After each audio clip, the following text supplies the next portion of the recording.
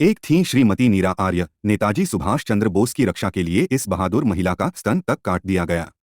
5 वर्ष की आयु में उनके माता पिता का महामारी में निधन हो गया था।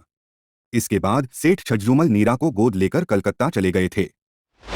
नीरा आर्य ने श्रीकांत जोयरोंजोन दास से शादी की, जो ब्रिटिश पुलिस में एक सीआईडी इंस्पेक्टर थे। जबकि नीरा आर्य एक सच्ची राष्ट्रवादी थीं, उनके पति एक सच्चे ब्रिटिश नौकर थे।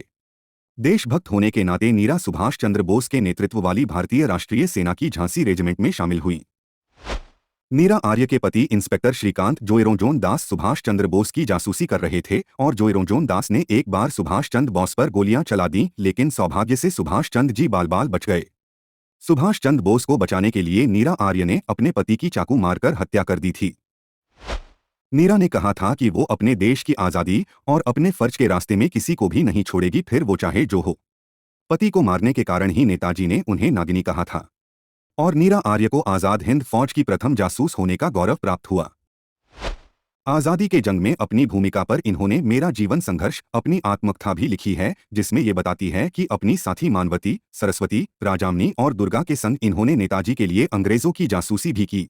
जासूसी के समय अंग्रेज की बंदूक से निकली गोली राजामी की दाईं टांग में धंस गई, खून का फव्वारा छूटा। किसी तरह लंगड़ाती हुई वो मेरे और दुर्गा के साथ एक ऊंचे पेड़ पर चढ़ गई। नीचे सर्च ऑपरेशन चलता रहा, जिसकी वजह से 3 दिन तक हमें पेड़ पर ही भूखे प्यासे रहना पड़ा। हालांकि INA के आत्मसमर्पण के बाद लाल किले में एक मुकदमा नवंबर 1945 और मई 1946 तक चला। नीरा आर्य को छोड़कर सभी कैदियों को रिहा कर दिया गया। वहीं उसे सेलूर जेल अंडमान ले जाया गया, जहां उसे हर दिन प्रताड़ित किया जाता था। एक लोहार लोहे की जंजीरें और बेड़ियां हटाने आया। उसने जानबूझकर बेड़ियां हटाने के बहाने उनकी त्वचा का थोड़ा सा हिस्सा भी काट दिया और उनके पैरों को हथौड़े से 2 से 3 बार जानबूझकर मारा। नीरा आर्य ने असहनीय दर्द को सहा। जेलर, जो इस पर पीड़ा का आनंद ले रहा था, जेलर ने नीरा को रिहा करने की पेशकश इस शर्त के साथ की कि अगर वह सुभाष चंद्र बोस के ठिकाने का खुलासा करती है। इतिहासकारों ने मुताबिक अगर नीरा सुभाष चंद्र बोस के बारे में जानकारी दे देती तो उन्हें जमानत मिल जाती, लेकिन नीरा ने अपना मुंह नहीं खोला।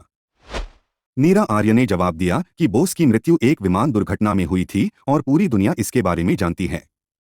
जेलर ने विश्वास करने से इनकार कर दिया और जवाब दिया, तुम झूठ बोल रही हो, सुभाष चंद्र बोस अभी भी जीवित हैं। तब नीरा आर्य ने कहा, हाँ, वो जिंदा हैं, वो मेरे दिल में रहते हैं। जेलर ने गुस्से में आकर कहा, फिर हम सुभाष चंद्र बोस को तुम्हारे दिल से निकाल देंगे। जेलर ने उनको गलत तरीके से छुआ और कपड़ों को फाड़ दिया। कपड़े अलग किए और लोहार को उनकी छाती काटने का आदेश दिया। लोहार ने तुरंत ब्रेस्ट रिपर लिया और उसके दाहिने शरीर को कुचलने लगा। बर्बरता यहीं नहीं रुकी, जेलर ने उनकी गर्दन पकड़ ली और कहा कि मैं आपके दोनों हिस्सों को उनके स्थान से अलग कर दूंगा। उन्होंने आगे बर्बर मुस्कान के साथ कहा, गनीमत है ये ब्रेस्ट रिपर गर्म नहीं हुआ है, वरना आपके ब्रेस्ट पहले ही कट चुके होते। अंततः एक दिन यातनाओं से मरा समझकर समुद्र में फेंक दिया गया, लेकिन जारवा आदिवासियों ने इन्हें निकालकर बचा लिया और उनकी मदद से ये किसी तरह इंडोनेशिया पहुंच गई थी। काले पानी से जिंदा बचकर भाग निकलने वाली ये एकमात्र स्वतंत्रता सेनानी हैं। आज़ादी के बाद इन्होंने हैदराबाद मुक्ति आंदोलन में भी भाग लिया और रामचंद्र राव वंदे मातरम नरेंद्र नामक युवा समेत अनेक वीरों को प्रोत्साहित किया। आज़ादी के बाद इन्होंने फूल बेचकर जीवन यापन किया। वह फलकनुमा भाग्यनगरम में एक छोटी सी झोपड़ी में रहती थीं। इन्होंने कोई भी सरकारी सहायता या पेंशन स्वीकार नहीं की। इनके भाई बसंत कुमार भी स्वतंत्रता सेनानी थे, जो आज़ादी के बाद सन्यासी बन गए थे। अंतिम समय में इनकी झोंपड़ी को भी तोड़ दिया गया था, क्योंकि वह सरकारी जमीन में बनी हुई थी। वृद्धावस्था में बीमारी की हालत में चारमीनार के पास उस्मानिया अस्पताल में इन्होंने रविवार 26 जुलाई 1998 में एक गरीब, असहाय, निराश्रित, बीमार वृद्धा के रूप में मौत का आलिंगन कर लिया। जरा सोचिए, यह कितनी दुर्भाग्यपूर्ण बात है कि देश के लिए उन्होंने जो कुछ किया, देश को स्वतंत्रता दिलाने में उन्होंने जो योगदान दिए, उसके बाद भी उन्हें ऐसे नजरअंदाज किया गया कि मृत्यु के बाद इतिहास की किताबों में 2 पन्ने भी उनके हिस्से में नहीं आ सके।